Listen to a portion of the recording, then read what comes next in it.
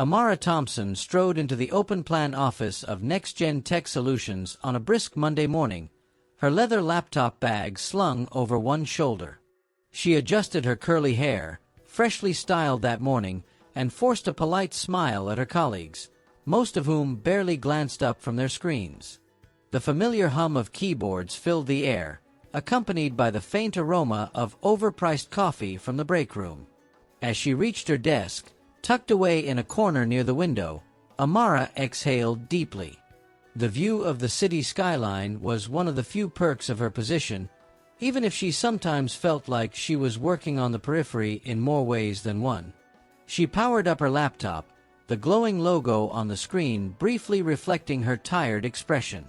The day's agenda was already stacked: client meetings, coding reviews, and a brainstorming session for a new project proposal. Amara had spent the weekend preparing for the latter, refining her ideas into a sleek presentation. This could be her chance to finally step into the spotlight, a chance to prove to her team and her boss, Ethan Carr, that she was ready for more responsibility. The brainstorming session began promptly at 10 a.m. Ethan, a man in his late 30s with a penchant for crisp suits and a tendency to dominate conversations, kicked things off with his usual charisma. "All right, team," he said, leaning against the conference table. "We need fresh ideas for the client app redesign. Think outside the box. Let's make this a product they can't live without." Amara glanced around the room.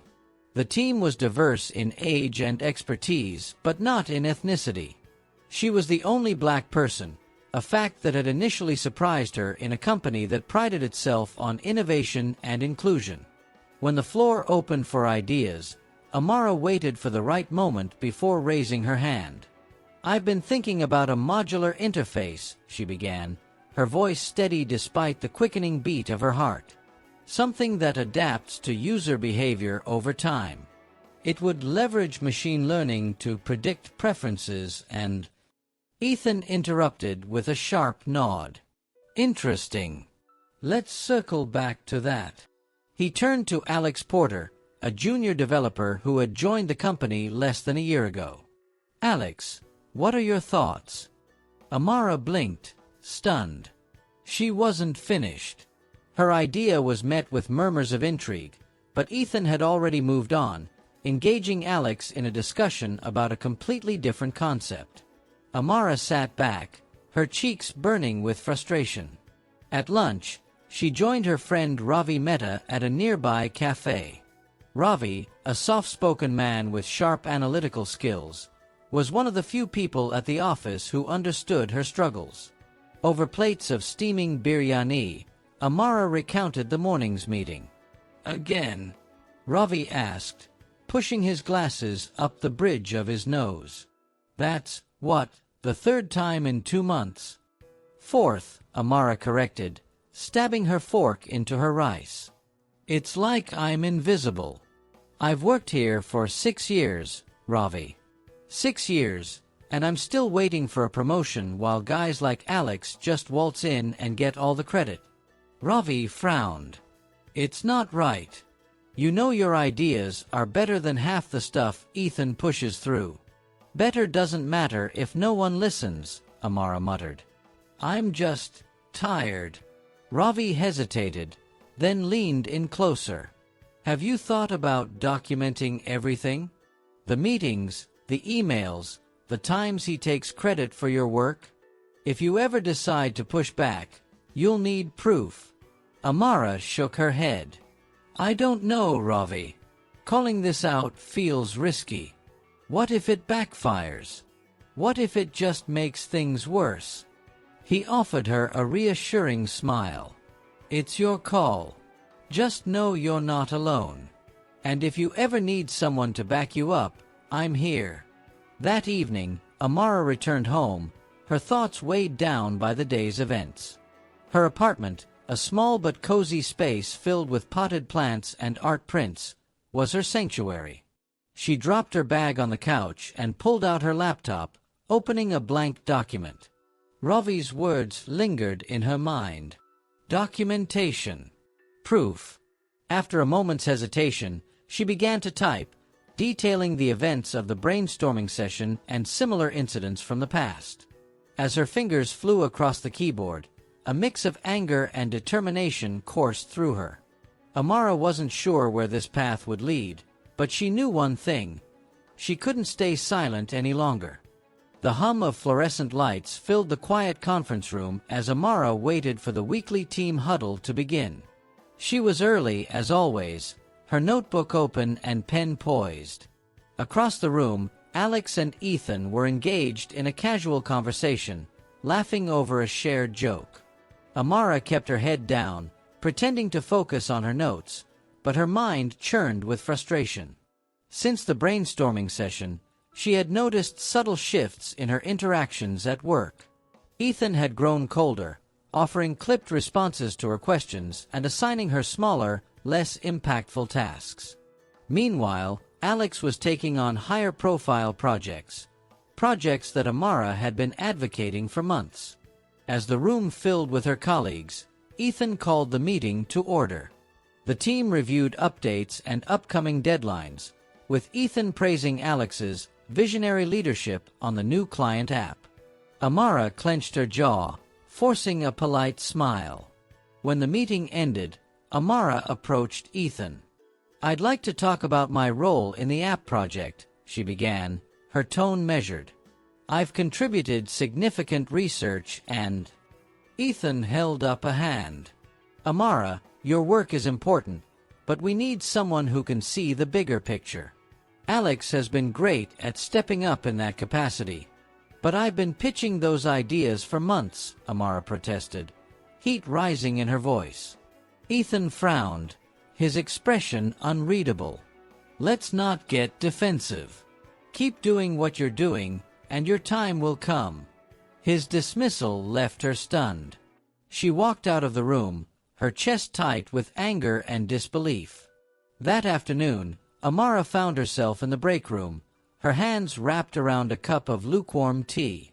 She stared at the steam curling upward, her thoughts a whirlwind of doubt and indignation. "Rough day," a voice interrupted.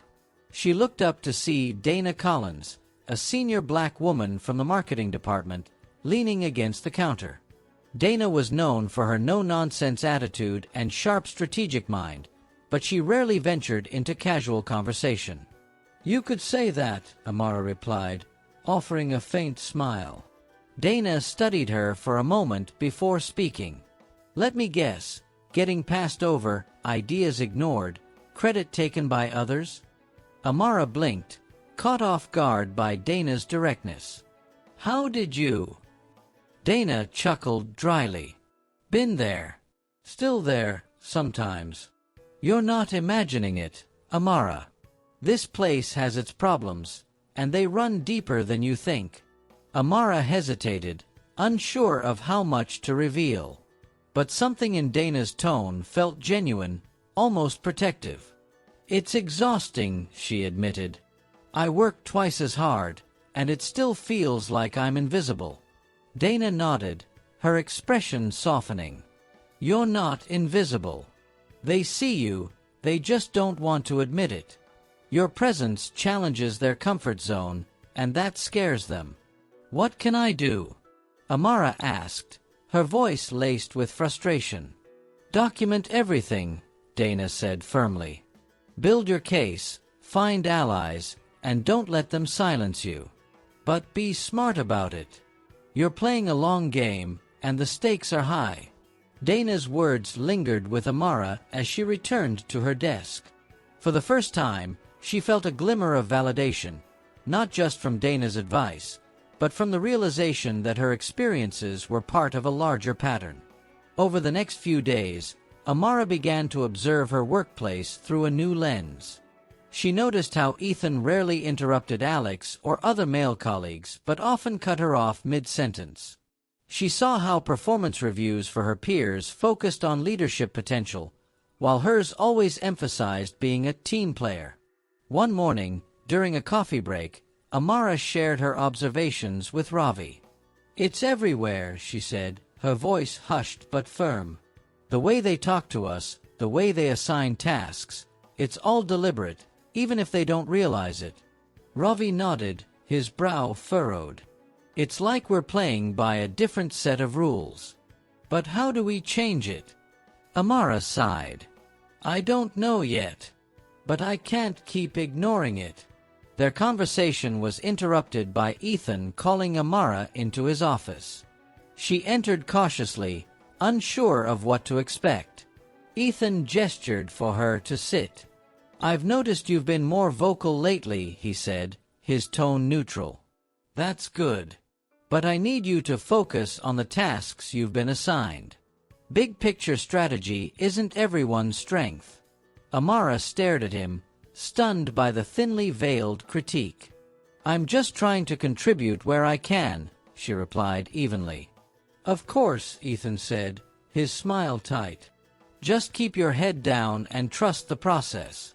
The words echoed in Amara's mind as she left his office. Keep your head down. That evening, Amara met with Nia at their favorite diner. Over plates of fries and milkshakes, she recounted her conversation with Ethan. That's gaslighting, plain and simple, Nia said, her voice sharp.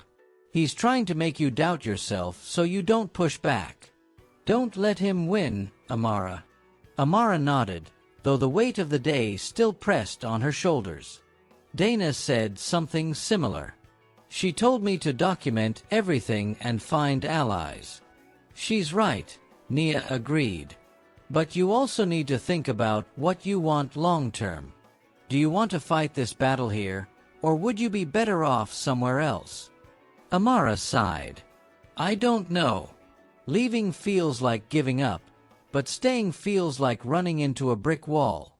Nia reached across the table and squeezed Amara's hand. Whatever you decide, you're not alone. Just remember that. Amara smiled faintly, her heart warmed by her friend's support. As she left the diner that night, she felt a flicker of determination. The road ahead was unclear, but she knew one thing for sure. She was done staying silent. The atmosphere in the sleek glass-walled conference room buzzed with energy as the team assembled for the quarterly review meeting. It was a high-stakes event. Executives, department heads, and team leads all gathered to showcase their progress and pitch their next big ideas. Amara's nerves danced in her chest as she double-checked her presentation slides, ensuring every detail of her proposal was perfect. This was her moment. Her modular interface concept was innovative, forward-thinking, and exactly the kind of approach the company needed to elevate its client experience. She had spent countless nights refining the design, integrating feedback, and preparing to deliver her vision with confidence. As Ethan opened the meeting with his usual charm, Amara focused on her breathing. She rehearsed the opening lines in her head, willing herself to stay calm. She would speak clearly, confidently, and make it impossible for anyone to ignore her. Next up, we have Amara Thompson, Ethan announced, gesturing toward her. She's been working on some interesting ideas for the app redesign. Amara rose from her chair, her heart thundering in her chest as she walked to the front of the room. She connected her laptop to the projector, her slides illuminating the screen behind her. With a steadying breath, she began. The presentation flowed smoothly. Amara spoke with clarity and conviction, guiding the room through her concept. Her design leveraged machine learning to adapt to user preferences over time, creating a personalized and seamless experience.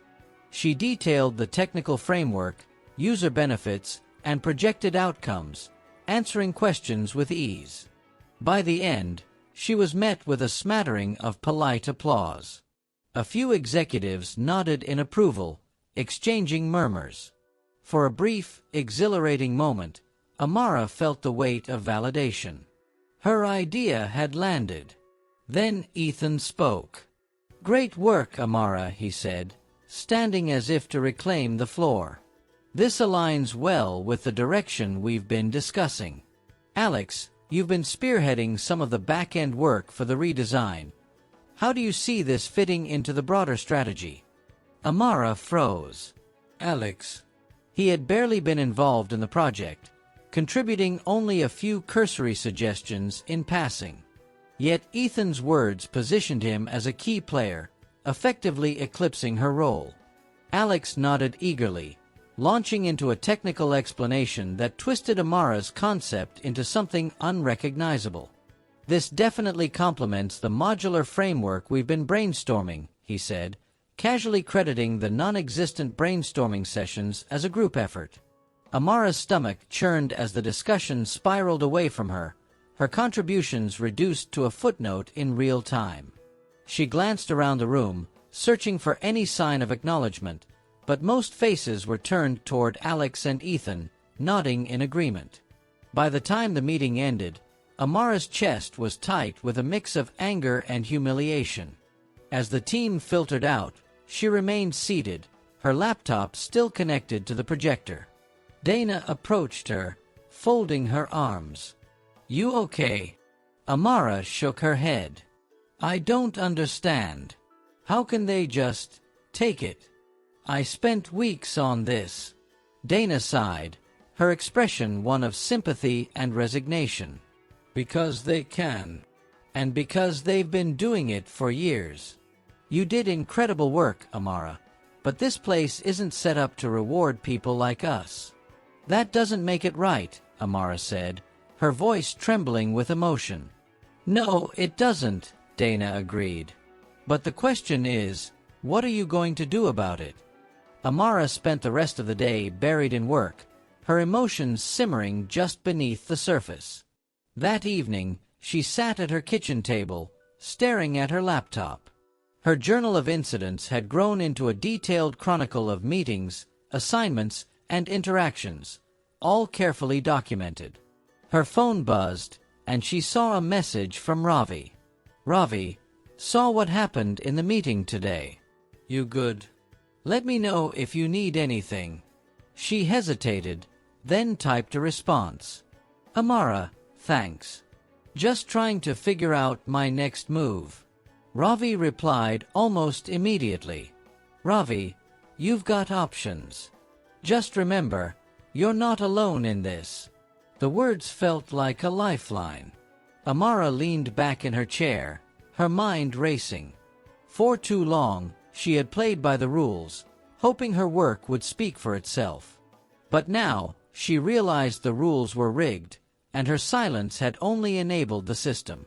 The next day, Amara scheduled a meeting with Samantha Green, the head of HR. Samantha greeted her warmly, offering a cup of coffee as they sat in the cozy, glass-enclosed office. "So, what's on your mind?" Samantha asked, her tone professional yet approachable. Amara took a deep breath. "I wanted to talk about some patterns I've noticed in the way opportunities and credit are distributed in our team." She outlined her experiences, presenting her documentation as evidence. Samantha listened carefully, nodding occasionally, but her responses were measured. "I appreciate you bringing this to my attention," she said finally. "These are serious concerns, and I'll look into them. However, addressing systemic issues takes time. I'd encourage you to continue focusing on your work and trust that we're committed to fostering an inclusive environment." Amara left the meeting feeling a mix of hope and skepticism. Samantha's response was diplomatic, but it lacked the urgency Amara had hoped for. The final straw came a week later during a company-wide email announcement. Ethan's team was praised for their innovative redesign proposal, with specific recognition given to Alex Porter for his leadership and creativity. Amara's name was nowhere to be found. Her anger, long simmering, finally boiled over. That evening, she began drafting an email to the executive team, attaching her documentation and detailing her experiences. She stopped short of sending it, instead reaching out to Dana and Ravi for advice. "This isn't just about me," she told them during a late-night call. "This is about the way this place treats people like us. If I stay silent, I'm complicit." "You're right," Dana said. "But if you're going to do this, you need to be ready for whatever comes next." Amara nodded, her resolve hardening. "I am. It's time for things to change. Amara stared at her laptop screen, the draft email to the executive team glaring back at her. Her finger hovered over the mouse, itching to press send, but doubt crept in, tugging at her resolve. Would they take her seriously? Or would this make her an even bigger target? Her phone buzzed, snapping her out of her thoughts. It was a call from Nia. "Did you send it?" Nia asked the moment Amara picked up. "Not yet," Amara admitted, running a hand through her hair. "I'm second-guessing everything. What if this just blows up in my face?" "Listen," Nia said firmly, "I get it. This is scary, and you have every right to feel that way. But think about why you're doing this. It's not just for you, it's for anyone who comes after you. If you stay quiet, they win." Amara nodded, even though Nia couldn't see her. "You're right. I need to be smart about this. I need more than just an email. I need leverage." "Good," Nia said. "Start with the facts. Build a case they can't ignore. And remember, I'm here if you need anything." As the call ended, Amara felt a renewed sense of purpose. If she was going to challenge the system, she needed to be strategic. Over the next few days, Amara immersed herself in research. She pored over workplace discrimination laws, scoured articles about systemic racism in corporate culture, and found reports on how bias affected promotions and pay equity. The statistics were staggering and painfully familiar. Amara also began to refine her documentation. She created a timeline of incidents, starting with her first major project being reassigned to a colleague years ago, all the way to the recent app redesign debacle. Each entry included dates, meeting notes, and emails where her contributions had been ignored or downplayed. Her journal had become a roadmap of injustice. One evening, Amara met with Dana Collins at a quiet cafe downtown. Dana, ever poised and pragmatic, listened intently as Amara laid out her plan. "I'm thinking of presenting this to HR and the executive team," Amara explained. "But I want to do it in a way that forces them to take action." Dana sipped her coffee, her expression thoughtful. "You're on the right track. Documentation is key. But you also need allies, people who can corroborate your story.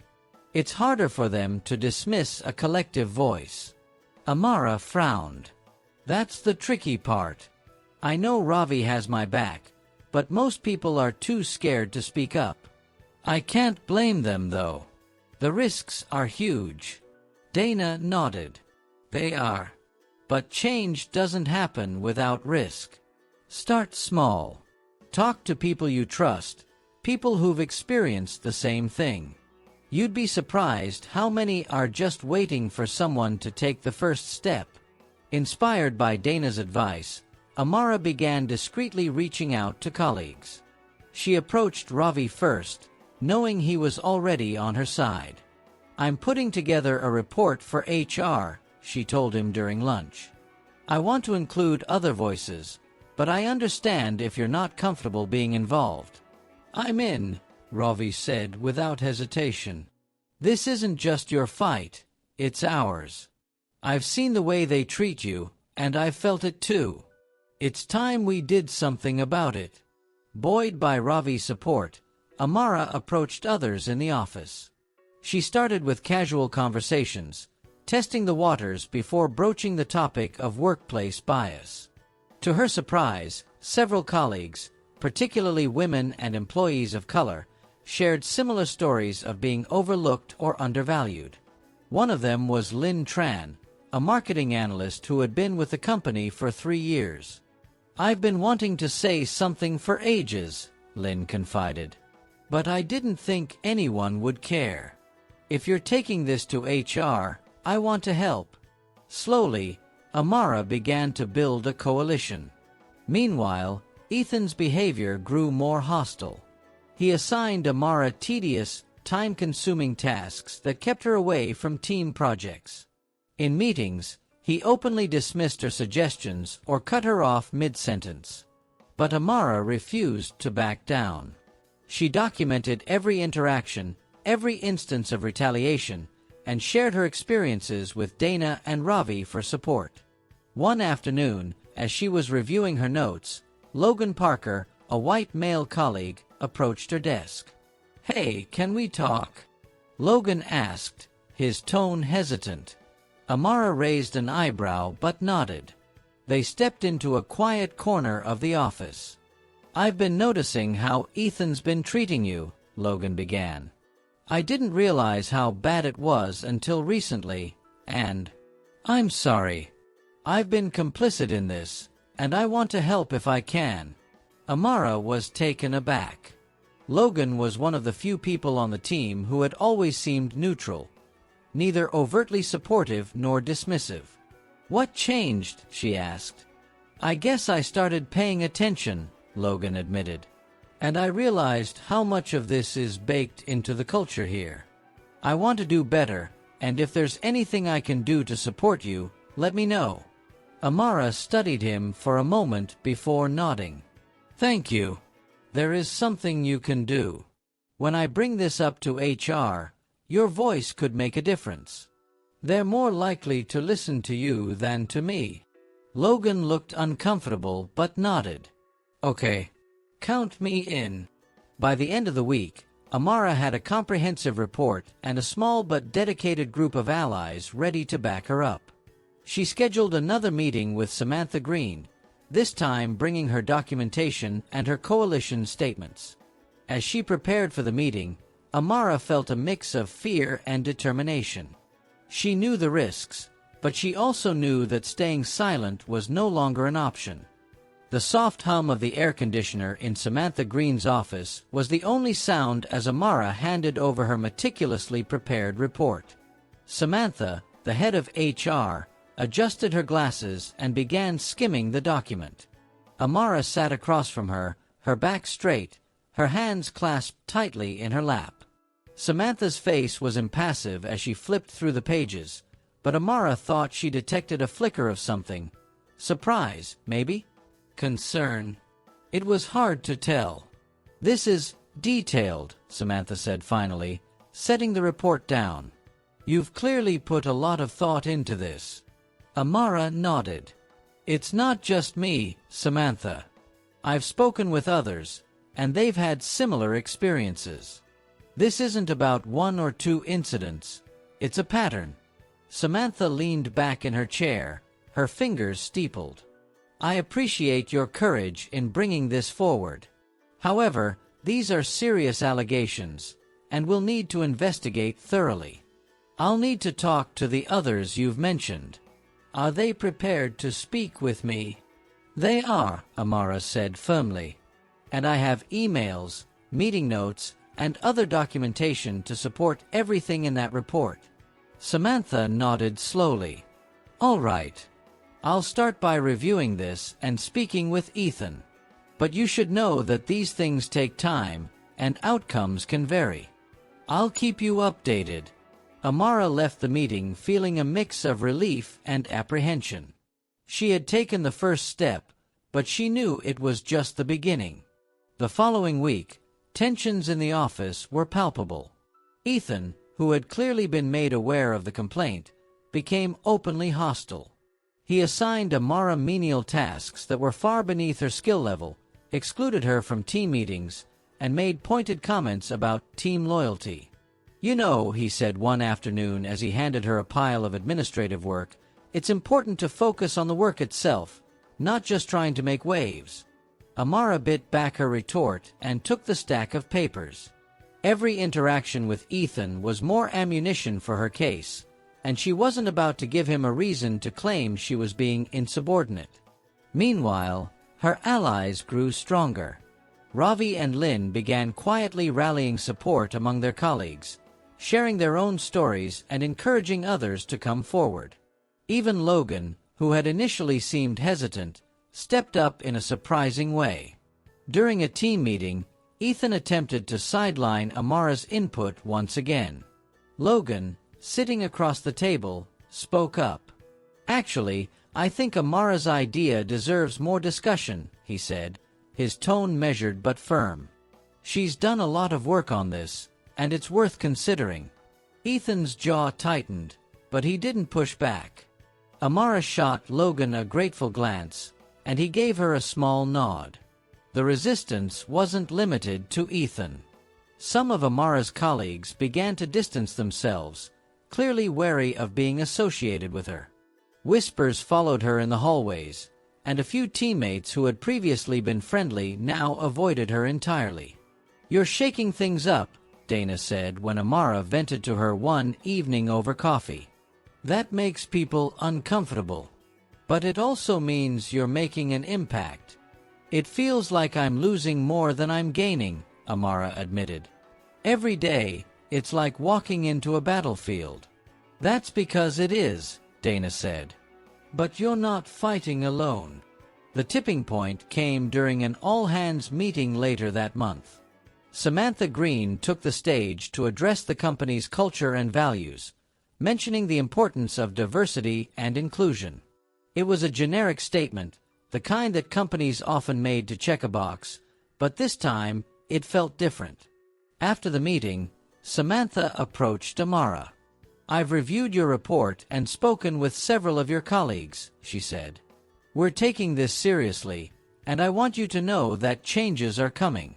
It won't happen overnight, but this is a priority." Amara nodded, her chest tightening with cautious hope.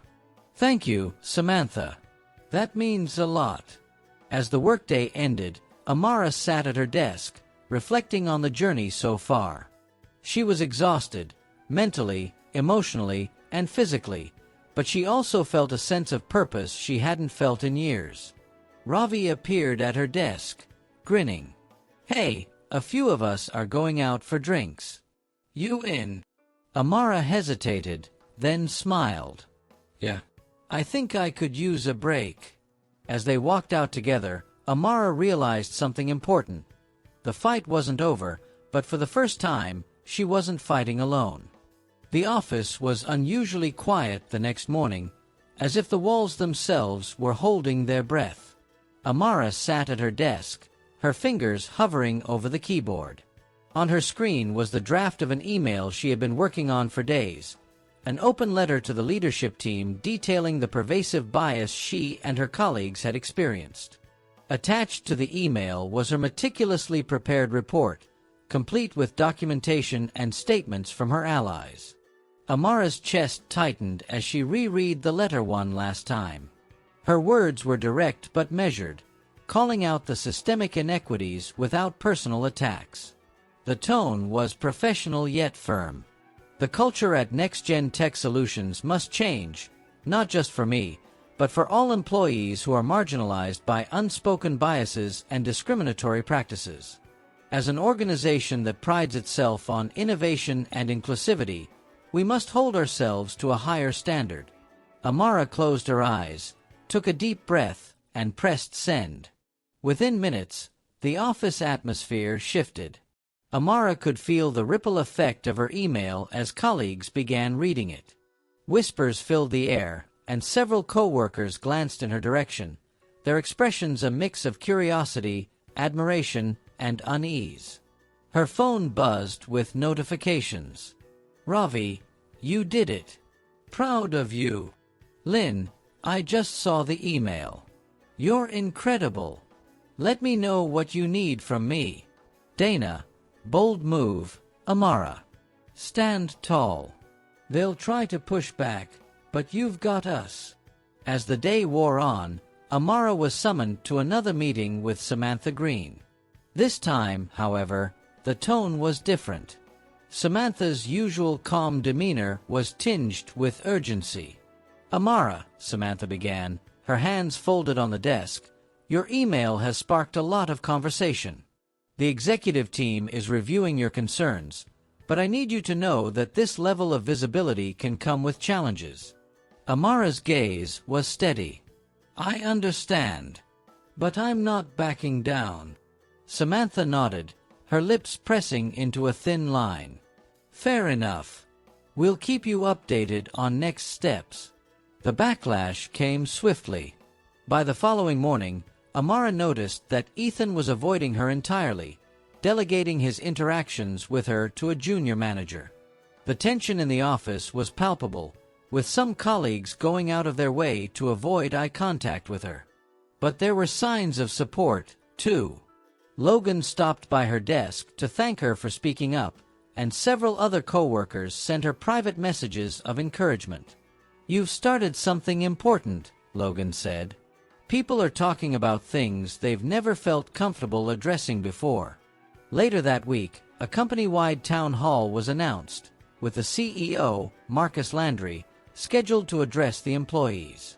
Speculation ran wild, with everyone wondering if the meeting was in response to Amara's email. When the day arrived, the entire company gathered in the main auditorium or tuned in remotely. Marcus Landry, a charismatic man with a reputation for steering the company through crises, took the stage.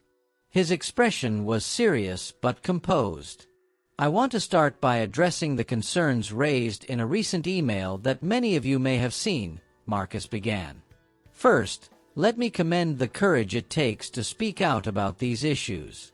At NextGen Tech Solutions, we pride ourselves on being a place where every voice matters. But clearly, we've fallen short." Amara sat in the back row, her heart pounding. She watched as Marcus outlined a series of steps the company would take, including mandatory diversity training for all employees, a third-party review of promotion and pay equity, and the establishment of an employee advisory council to address inclusion concerns. It was a step in the right direction, but Amara couldn't help feeling a twinge of skepticism. Words were easy, action was harder. After the meeting, Amara was approached by several colleagues, including some who had previously kept their distance. "You really got them to listen," Lynn said, her voice filled with awe. "Let's see if they follow through," Amara replied. Ravi joined them, grinning. "Either way, you've shaken things up. That's more than most people ever manage." That evening, Amara met with her core group of allies, Ravi, Lynn, Dana, and Logan, at a local cafe. They discussed the CEO's announcement and strategized ways to ensure the promises weren't just empty words. "We need to hold them accountable," Dana said. "This can't just be a PR move." "Agreed," Amara said. "But we also need to keep building momentum. This isn't just about one meeting or one policy change. It's about shifting the entire culture." As the group continued brainstorming, Amara felt a sense of solidarity she hadn't experienced before. For the first time, she truly believed that change was possible, even if the road ahead would be long and difficult. The weeks following the town hall were a whirlwind of activity and tension.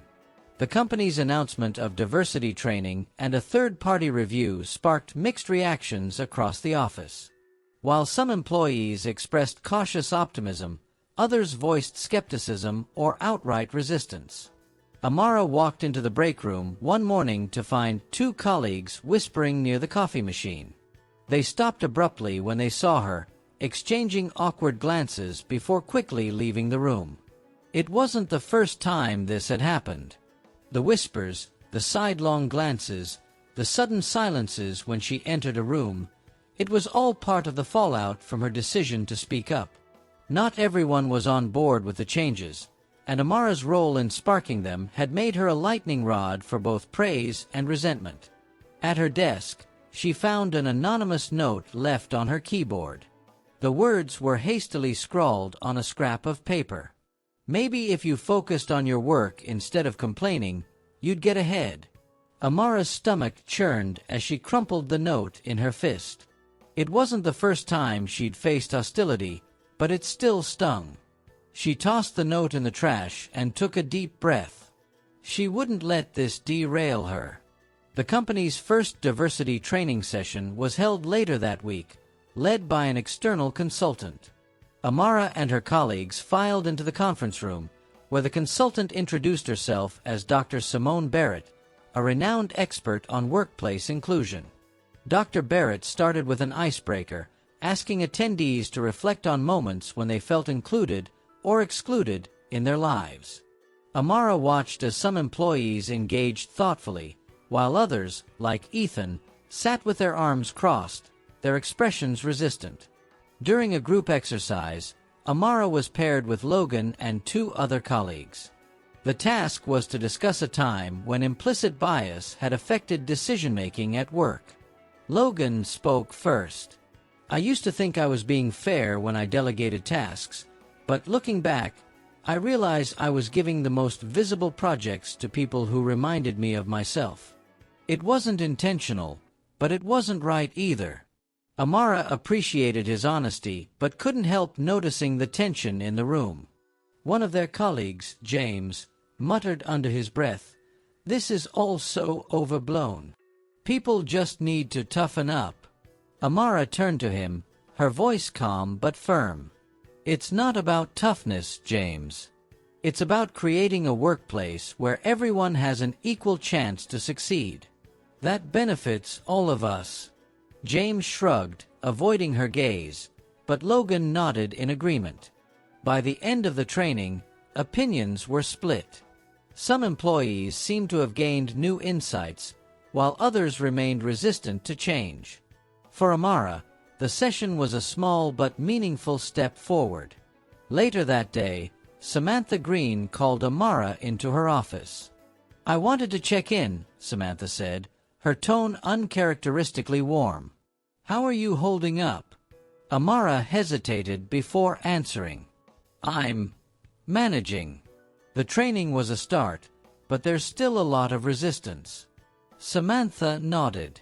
"Change is never easy, especially when it challenges the status quo.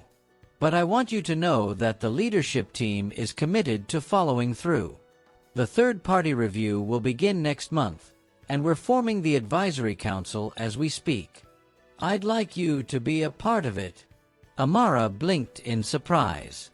"You want me on the council?" "You've been instrumental in bringing these issues to light," Samantha said. "Your perspective would be invaluable." Amara felt a flicker of pride, but also a deep sense of responsibility. "Thank you. I'll do it." Despite the progress, Ethan's behavior remained a thorn in Amara's side. He continued to exclude her from meetings and assign her menial tasks, making it clear that he wasn't happy about her newfound visibility. One afternoon, during a team meeting, Ethan announced a new project and assigned the lead role to Alex. Amara raised her hand.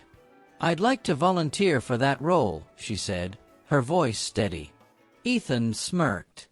"Alex has already been assigned, but thanks for your enthusiasm." The room fell silent, the tension palpable. Logan, seated next to Amara, broke the silence. "Actually, I think Amara would be a great fit. She's been leading similar initiatives, and her expertise would be a huge asset." Ethan's smirk faltered. "I appreciate the input, Logan, but the decision has been made." Amara felt a surge of frustration but kept her composure. After the meeting, she documented the exchange, adding it to her growing file of evidence. That evening, Amara met with her core group of allies, Ravi, Lynn, Dana, and Logan, at their usual cafe. "They're doubling down," Amara said, recounting the incident with Ethan. "That's because they feel threatened," Dana said. "You're challenging their comfort zone, and they don't know how to handle it." "We need to escalate," Ravi suggested. "If Ethan keeps retaliating, he has to be held accountable." Amara nodded. "I'll bring it up at the advisory council meeting. If they're serious about change, they can't let this slide." As she walked home that night, Amara reflected on the journey so far. She had faced hostility, doubt, and resistance at every turn, but she had also found allies and ignited conversations that were long overdue. The road ahead was still uncertain, but for the first time, she felt a sense of momentum, a sense that, together, they could build something better. The Advisory Council's first meeting was held in a bright, modern conference room with glass walls overlooking the city. Amara arrived early, taking a seat near the center of the table, her notebook open and pen in hand. She felt a mix of pride and trepidation. Being here was a testament to how far she had come, but it was also a reminder of how much work remained. As the other members filed in, Amara noticed a mix of faces, diverse in both background and experience. Alongside her allies like Lynn and Logan were employees from other departments, including Maya Patel, a veteran HR manager, and Terrence Shaw, a senior engineer with a reputation for speaking his mind. Samantha Green entered last, carrying a stack of papers and wearing her usual composed expression. She opened the meeting with a recap of the company's commitments: the diversity training initiative, the third-party review, and now the creation of this council to recommend actionable changes. "We're here to listen and to act," Samantha said, looking around the room. "This council will have a direct line to leadership, and your input will shape our next steps. I want to start by hearing your priorities." The room was silent for a moment before Amara spoke. "Accountability," she said, her voice steady. "We can have all the training sessions and reviews we want, but if people aren't held accountable for their actions, nothing will change." Terrence nodded in agreement. "She's right. We've seen too many cases where bad behavior gets swept under the rug because the person involved is in a leadership position." Lynn chimed in. "And it's not just about overt actions. Implicit bias is just as damaging, and it's harder to call out. We need systems in place to address both." The discussion grew lively, with ideas ranging from transparent promotion criteria to anonymous reporting mechanisms. Amara felt a surge of hope as she listened to her colleagues. For the first time, it felt like the company was genuinely grappling with the issues she had been fighting to highlight. Despite the productive meeting, challenges persisted. Ethan's retaliation escalated after the council was formed. He began openly questioning Amara's competence in front of the team, framing it as constructive criticism but lacing his comments with condescension. One afternoon, during a team meeting, Ethan presented a project roadmap without consulting Amara, even though she had been working on the initiative for weeks. "Actually," Amara said, interrupting him, "there's an updated version of the roadmap that reflects the latest client feedback. I can share it now." Ethan's jaw tightened, but he forced a smile. "That won't be necessary, Amara. This version will do for now." Amara exchanged a glance with Logan, who gave her a subtle nod. After the meeting, Logan approached her. "That was out of line," he said. "You should escalate this." "I will," Amara replied, her resolve hardening.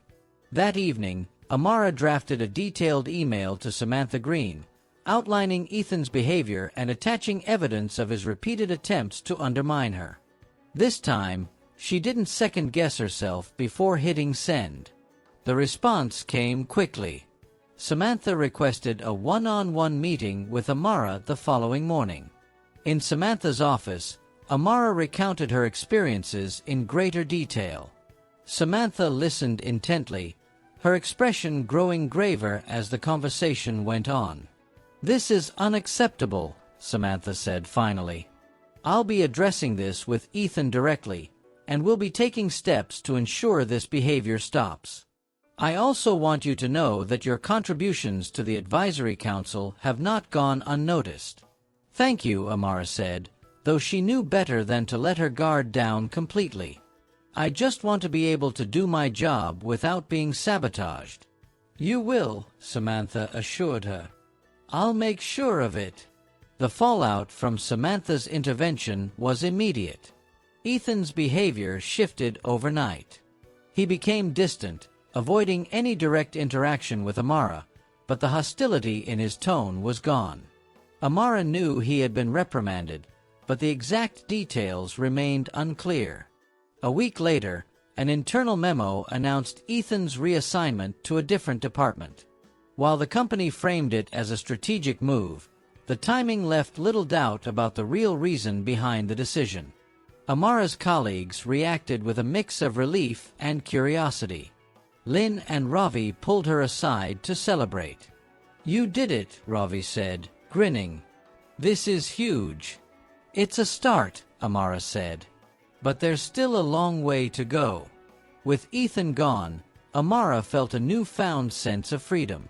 She threw herself into her work with renewed focus, taking on a leadership role in the projects she had previously been sidelined from. Her ideas were finally being implemented, and her confidence grew with each success. At the same time, the Advisory Council began making tangible progress. They implemented an anonymous feedback system, allowing employees to report concerns without fear of retaliation. They also pushed for greater transparency in promotion decisions, ensuring that every employee understood the criteria and process. The third-party review revealed significant disparities in pay and advancement opportunities for women and employees of color. While the findings were sobering, they provided a clear roadmap for change. One evening, as Amara prepared to leave the office, she received an email from Samantha. The subject line read, "Recognition Nomination." Amara opened it, her breath catching as she read Samantha's words. "I wanted to let you know that I've nominated you for the company's Leadership Excellence Award. Your courage and determination have set an example for all of us, and your contributions have been invaluable in making this a better workplace. Thank you for everything you've done." Amara sat back in her chair, a mixture of pride and disbelief washing over her. It wasn't just about the recognition, it was about the fact that her efforts were making a difference. She packed her bag and left the office, stepping into the cool evening air. The road ahead was still uncertain, but for the first time, she felt a sense of clarity. Change was possible, and she was part of making it happen. The spring sunlight streamed through the wide windows of the conference room as Amara stood at the head of the table, her heart steady as she addressed the Advisory Council. Behind her, a screen displayed the results of the company's third-party review, which had exposed disparities in pay, promotions, and opportunities across racial and gender lines. "This report shows us where we are, and it's not where we should be," Amara said, her voice firm but calm. "But it also gives us a starting point. Change is possible if we're willing to act." Around the table, her colleagues nodded in agreement. Samantha Green sat at one end, her expression one of quiet determination. On the other side of the table, Logan and Lynn exchanged supportive glances, their presence a reminder that Amara was no longer fighting alone. The council had already achieved significant milestones: an anonymous reporting system, transparent promotion criteria, and mandatory training sessions that actually resonated with employees. But Amara knew their work was far from over. "Accountability has to be ongoing," she continued. "We can't treat this as a one-time fix. It's about creating a culture where everyone feels seen, heard, and valued." As the meeting adjourned, Amara felt a wave of pride. For the first time, she believed the company was on the right track, not just because of policies, but because of the growing sense of solidarity among employees.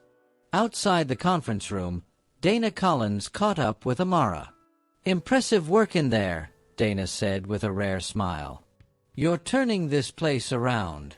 "I'm just one piece of it," Amara replied. "It's a team effort." Dana chuckled. "Don't undersell yourself. What you've done here, it's not just about this company. It's about showing what's possible when someone refuses to back down." Amara smiled, the weight of Dana's words settling in. For years, she had doubted whether speaking up would make a difference. Now, she saw that her persistence had created ripples far beyond her immediate surroundings. In the months that followed, the company underwent a quiet but profound transformation. The findings of the third-party review led to adjustments in pay scales and the re-evaluation of past promotion decisions. Employees who had long felt sidelined were now being invited to lead key projects, and the Advisory Council became a trusted voice in shaping company policy. Amara, too, found herself stepping into a new role, not just as an advocate for change, but as a leader. She was promoted to a managerial position, where she used her platform to mentor others and ensure that no one else faced the same obstacles she had. One evening, Amara stood in the same cafe where she had met with her allies so many times before. This time, the mood was celebratory. Ravi, Lynn, Dana, and Logan were all there, laughing and clinking glasses. "To Amara," Ravi said, raising his drink, "for showing us how to fight the good fight." "To all of us," Amara corrected, raising her own glass, "for proving that change is possible." As they toasted, Amara felt a deep sense of fulfillment. The journey had been exhausting and fraught with challenges, but it had also been transformative. She had learned the power of her voice, and the power of standing together. Later that night, as Amara walked home through the city streets, she reflected on how far she had come. The struggles she had faced, the resistance she had overcome, and the allies she had found along the way had shaped her into someone she barely recognized from the person who had once hesitated to speak out. She wasn't naive. She knew the fight against systemic bias was far from over. But she also knew that progress was possible, one step at a time. And she was ready to keep moving forward.